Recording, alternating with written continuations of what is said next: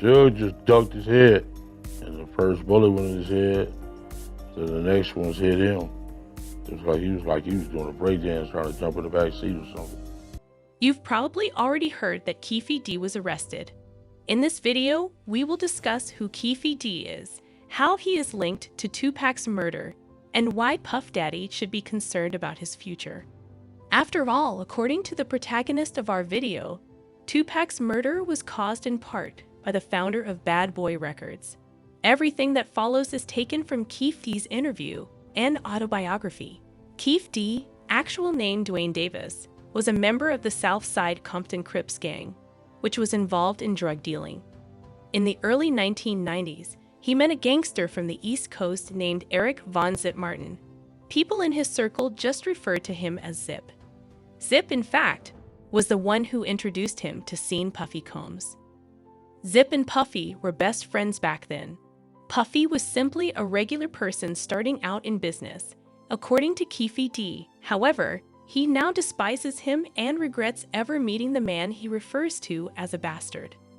Puffy and Keefe D reconnected with one another after a couple of months about hiring a car for the musician Usher for the music video.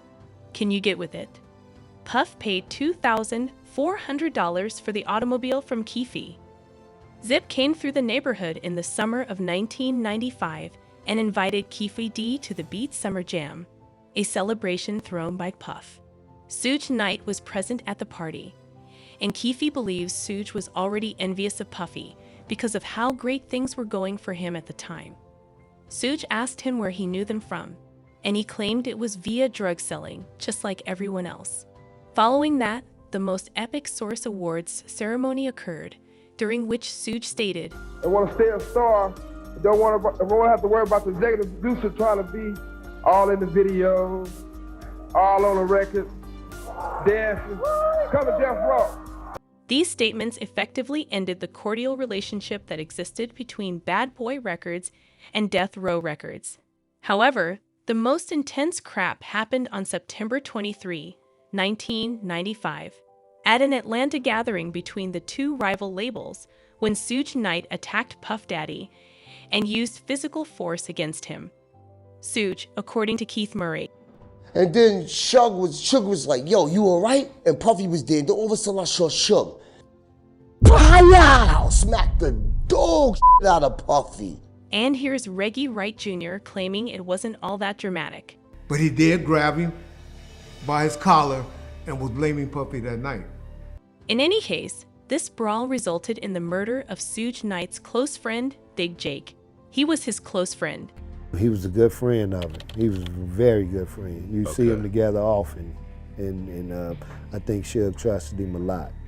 It is difficult to determine who committed the murder. However, the entire media at the time said that it was someone from the Bad Boy Records side. Following this event, Puff called Zed and asked him to put Keefe D on the line before telling him, "Your boy Big CEO, he's tripping." These statements were obviously directed at Suge Knight. Puff was so terrified, according to Keefe D, that he recruited ex-Navy SEALs wearing earpieces like they worked for the CIA in the hotel room just next to his suite. "I'm terrified of the big boy." I mean, he's saying those kinds of things. And I'm scared of the big boy. I mean, he didn't say it in that type of words, but we went to the concert, it was in San Diego, and this nigga had fucking Navy SEALs in the next room. They looking like the FBI with earpieces and everything. Then there was Zip and Puff's encounter in a strip joint. Keefe D himself later joined them. From there, he was offered $1 million in exchange for the murders of Suge and Pac. Even if he wasn't serious, he said the wrong thing. Even if he wasn't serious about it, but he did say that wrong. It was floating in there. I'll just say that. It was soaring through the sky. I'll simply say that Tupac's diss track greatly irritated Puff. Daddy, in turn, saw Pac a few times and thought he was a nice man. Tupac had to justify himself for the lines he read from the song California Love a bit later during one of the gigs. Tupac was spotted by some Southsiders at the House of Blues on Sunset Boulevard. He was on the same level as Big Psyche from the Outlaws. One of the gang members approached Tupac, grabbed him by the collar, shoved him against a wall, and shouted, "Man, you know what that Long Beach and Rosecrans stand for." Then there was the incident that led to Tupac subsequently attacking Orlando Anderson. Victor, one of Keefe D's friends, was one of the top high school football players moving to college. As a result, Keefe informed him that they wanted to give him a befitting send-off before he left. While Victor was at the mall, he encountered 3 Pirates gang members who were on the same side as Death Row's squad. At the mall, members of the Pirates gang were beating up Victor. The South Sitters gang also entered the mall at the same moment. They had no idea Victor was a member of the gang. When Victor noticed that his allies had entered the mall, he told the individuals who were hitting him that the real battle had begun. Victor knocked one of them unconscious and snatched the chain of the Death Row records. The trip to the store had to be postponed. That brawl forever altered the rap game. On September 7, 1996, Keefe D and his crew arrived to the Mike Tyson match just as Tupac and his crew had finished the game.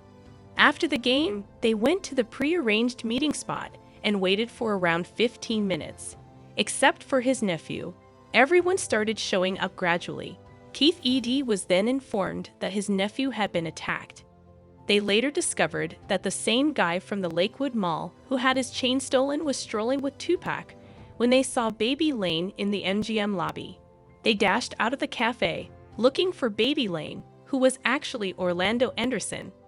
They spotted him inside the MGM not long after they had jumped him. Shug, Pac, and their team had already left by the time they arrived. Baby Lane's shoulder was a little messed up, but he was fine otherwise. When Keefe D questioned what occurred, he stated that the Death Row guys rushed him. One of those Lakewood Mall men was running with the kid who began the mess. That was too much for him to bear.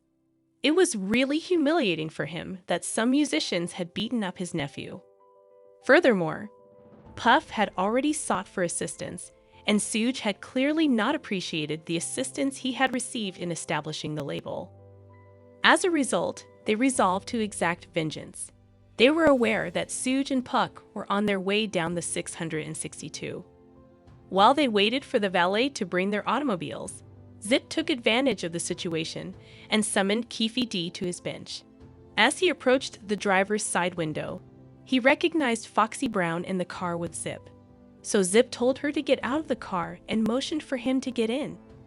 Zip had a concealed compartment, which he opened, reached into, and took a black 40 clock out. He turned to Keefe D, got out of the car, kept the door open for Foxy Brown to get back in, shut the door, and they drove away. He and his men waited for them for an hour and a half at first. However, no one arrived, and Keefe D said that it was time to leave. The Carriage House, a Las Vegas hotel where they had rented a few rooms as a hangout, was their next stop. They stopped by the liquor barn on their way to the Carriage House to get some bottles of Dom Perignon, Crystal, and Rosé.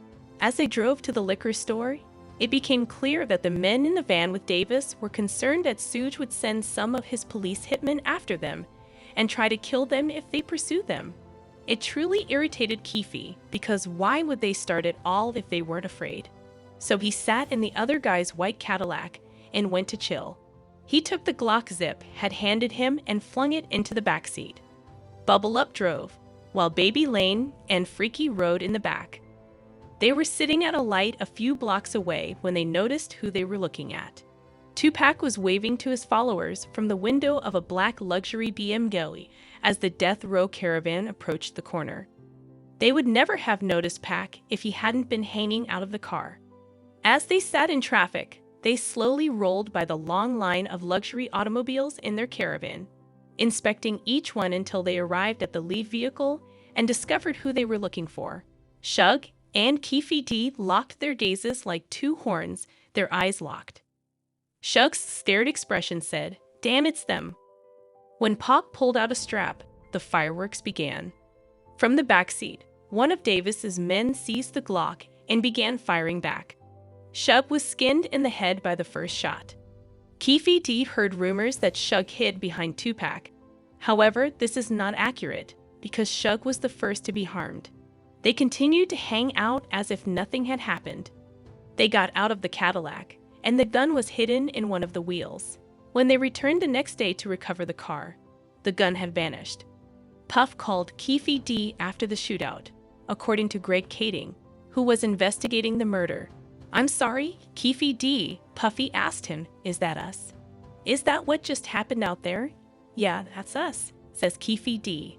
The most intriguing aspect, however, is that there is some rumor floating around that Puff paid Zip $1 million to kill Pac. But the money was never split with Keefe D. Puffy would be in prison right now if he had given the money. Zip was described as a filthy motherfucker by the FBI. If he gave the money, Puffy will be in prison now, money for hire. The FBI said it was just Zip. So the FBI told you the They said he same was a thing? dirty motherfucker, yeah.